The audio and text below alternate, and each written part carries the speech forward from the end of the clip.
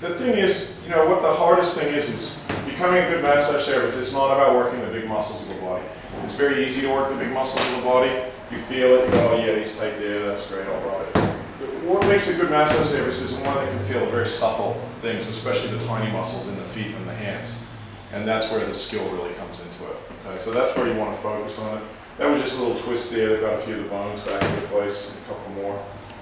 But here we're just, again, just caressing a bit of pressure between the... All right. Yeah, that's all right. It helps. A bit of laughter helps, yeah. Just a bit of gentle pressure between the toes. Again, feeling the sides of his big toe. I don't want to get too caught up here. Again, just a little work around through here.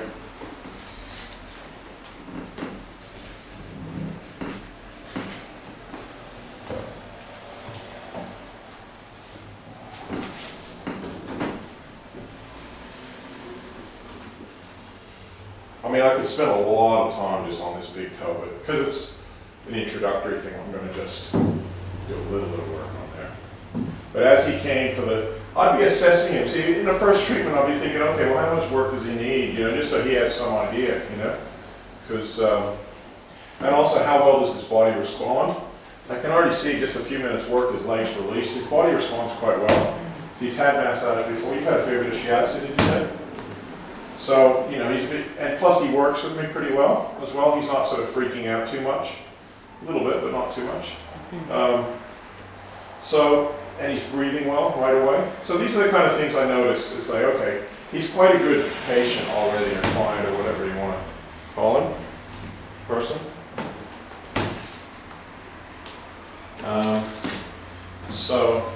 Yeah. But I'm really mostly interested in what's happening on his front. But I just want to do a bit through here. Again, some bit of tightness in his ankles there.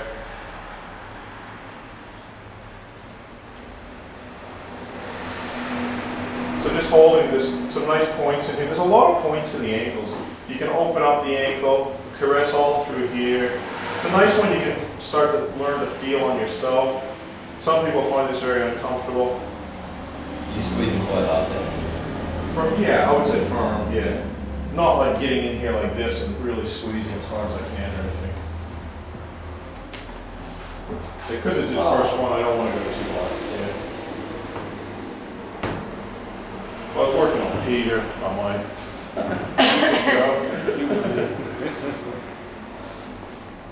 They like it. They don't like gentle massage anymore. So again, I'm working just up this band on the side of the leg here.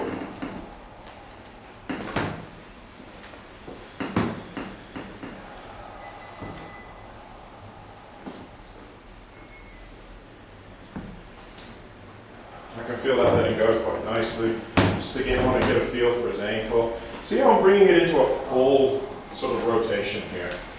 Again, supporting the back of the ankle, opening it up. That's where I can then feel, is there some blockage there? I can hold that points from both sides. I can, again, ankles are really important. Tight ankles will make tight hips.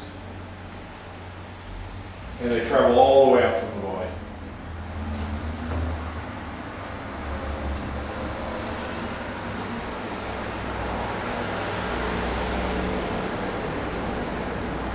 Okay, then we can start to work through here.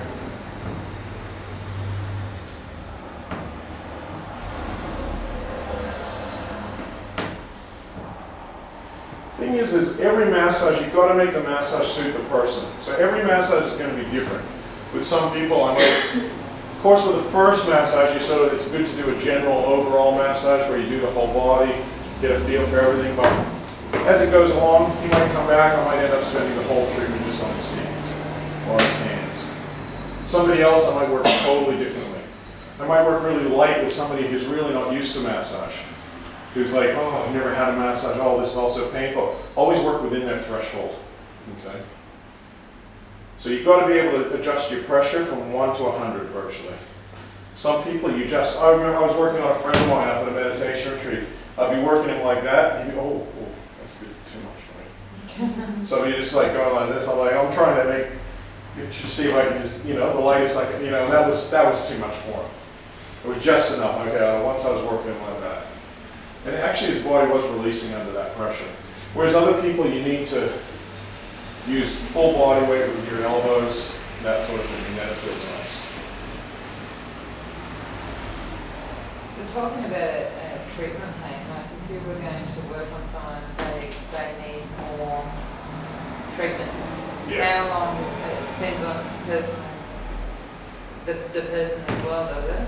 As to how, will they come back in a week's time or? Oh yeah, it's a lot of variables there. Like I say, some people might only need about 10 hours or Yeah. something. Other people need 40, 50, 60 hours worth of work.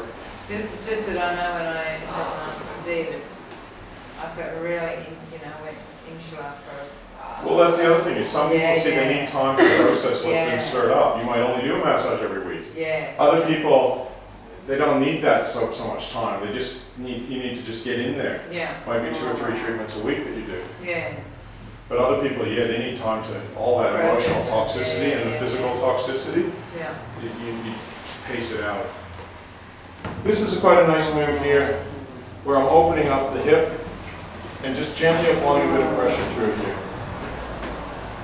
Not too hard to start with.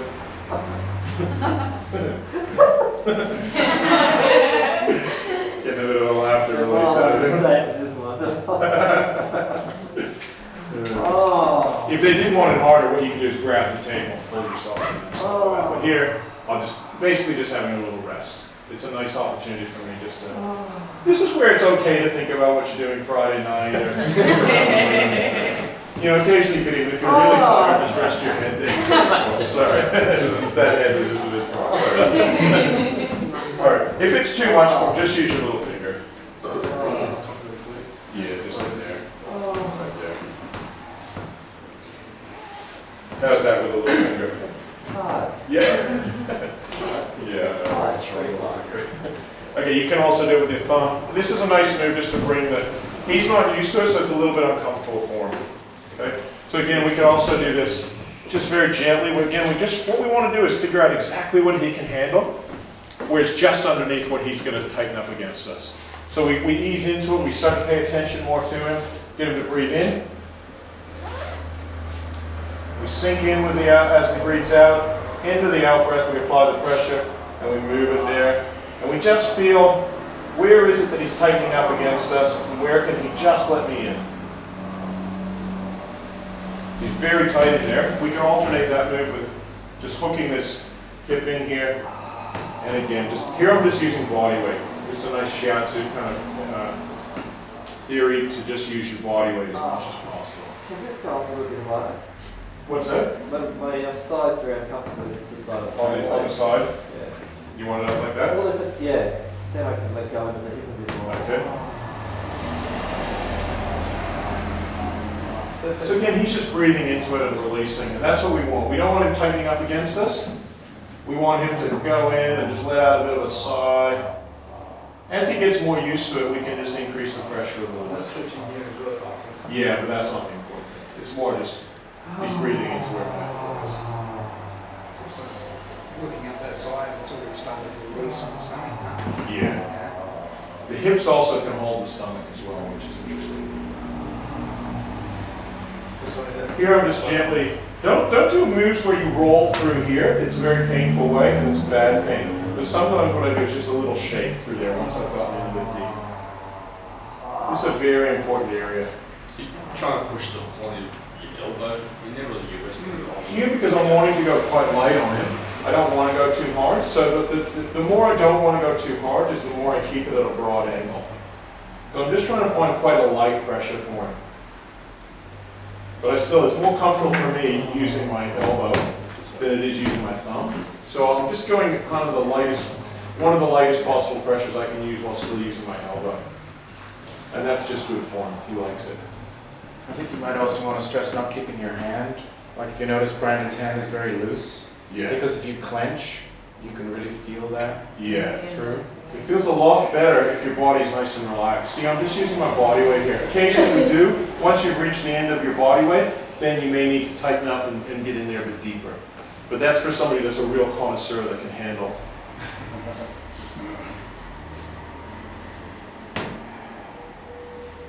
Okay, so I'm just finding that area where he's just really tight. He's breathing in, he's letting it go. It's good. Now I'll give him a bit of altering, and I'll use this move again. Change my elbows, find the point that's tight, and just bring it in there. But not too much. Again, I'm just finding that point where he's tightening up against me. I'm making sure I'm breathing. And then I'm just trying to think, I'm really paying attention to get that right amount where it's just not too much for him. Where it's just on his threshold of what he can breathe into. It's so tight, it's just hard for me to go as light as what he needs, but I'm getting there. And I'm finding that spot again. So it takes a bit of time and experience to get used to feeling with your elbow, but you'll get there. Reacting.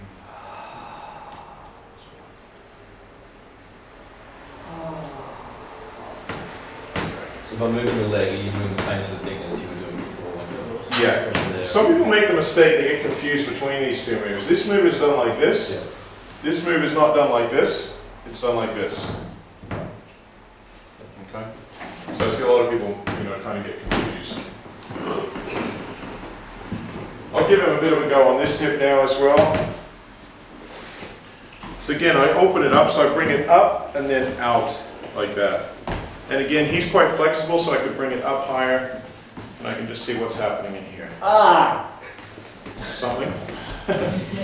Again, I let him breathe, so I feel his relaxation. I let him breathe, sinking with the out breath, end of the out breath, and I'm just going ever so slightly.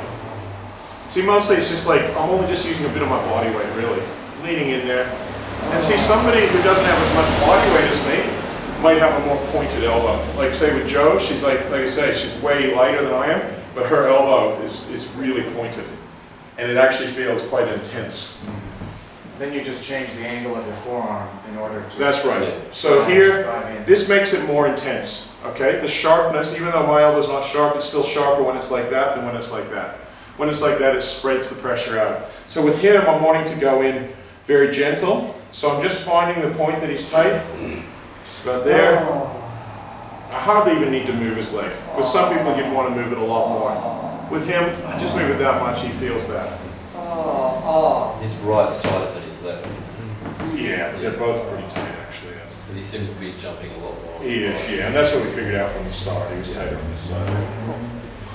Because of that pressure in the back there, that you're saying. Yeah, that's right. All through here, that was more raised. Yeah. So here I'm just basically, see how I'm firstly just holding a little bit of pressure there, 5 or 10% of my body weight.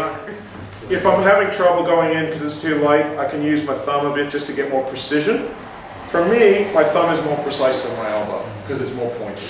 My little finger is actually even more precise because it's a little pointed. So again here, I'm just raising him ever so slightly. Got a lot of, and I'm feeling different points. I'm feeling his whole hip actually to see where he's really tight. And he's tight in a lot of different parts of his hip. Particularly there. The main thing is he's enjoying it. Okay. So we've done a little bit of warm up on his back here. I could then feel how does that affect, having done his legs just a little bit, how is that going to affect his back? Feel a lot of tension around his sacrum still. I can't even, you don't have to work with oil. I can do moves like this where I'm just sort of stretching, getting that air out of his breath, out of his lungs. I can do this big move here, get a big breath, and just click his back into place. I'll show you how to do that more, but basically it's done like this, where you put pressure on either side of the spine, and then just a gentle downward pressure. So there's a couple vertebrae out there which we got in. Here we can again just have a feel what's going on through here. To me, a sarong is just one more, it's just like another layer of skin. Again, it doesn't matter if I'm working through that or with oil. I can do a lot of the same moves. So if I'm working without oil and I'm working through clothes, I can do things like this, where it's applying pressure. On somebody that liked it deeper, I would use my elbow, more through here. Or I would do a sliding move if I'm using oil, like this. Okay, but probably a lot deeper, because I just took most of the oil off. Red. Just topple and honest, Yeah, yeah. maybe throw it out.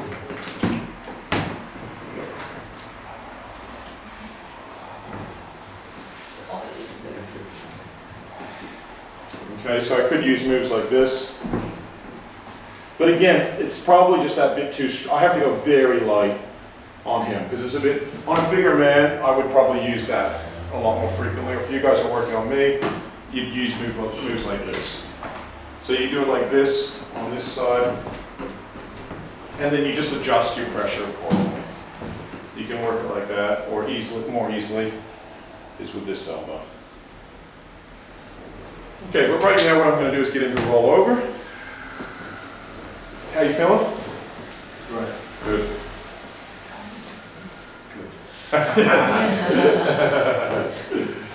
Fit like Yeah. the energies. It is a bit. A lot of this stuff I learned through rebirthing. It's just about, you know, feeling whatever you got trapped in your body and letting it go. Okay. So what we're interested in now is, I'm not going to work his belly right away, but it's nice to just